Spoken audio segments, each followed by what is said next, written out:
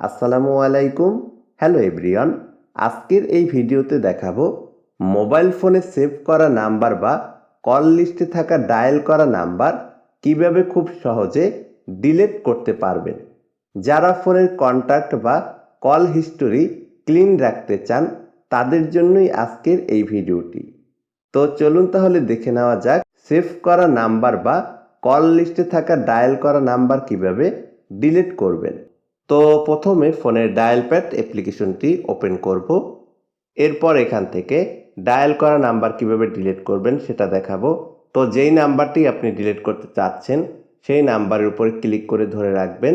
তা না হলে উপরে দেখতে পাবেন থ্রি ডট অপশন বা ইডিট অপশন, এখানে ক্লিক করবেন। তারপর এখানে দেখতে পাবেন অনেকগুলো টিক মার্কের অপশন চলে আসবে, এখানে টিক মার্ক করে দিবেন। তারপর নিচের দিকে দেখতে পাবেন ডিলিট অপশন, এখানে ক্লিক করব। এরপর এখানে ওকে অপশনটিতে ক্লিক করব। তাহলেই দেখবেন সাথে সাথে কিন্তু আপনার ডায়াল করা নাম্বারটি ডিলিট হয়ে যাবে। তো আরেকটা কাজ করতে পারেন, যেই নাম্বারটি আপনি ডিলিট করবেন সেই নাম্বারের উপরে ক্লিক করে ধরে রাখবেন।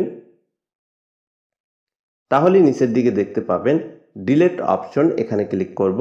তাহলেই কিন্তু সাথে সাথে ডায়াল করা নাম্বারটি ডিলিট হয়ে যাবে। তো এখন দেখাবো সেভ করা নাম্বার কিভাবে ডিলিট করবেন।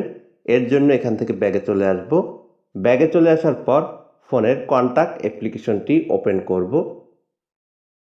এরপর এখানে কিন্তু সেভ করা নাম্বারগুলো শো করবে। তো যেই নাম্বারটি আপনি ডিলিট করতে চাচ্ছেন সেই নাম্বারের উপরে ক্লিক করে ধরে রাখবেন।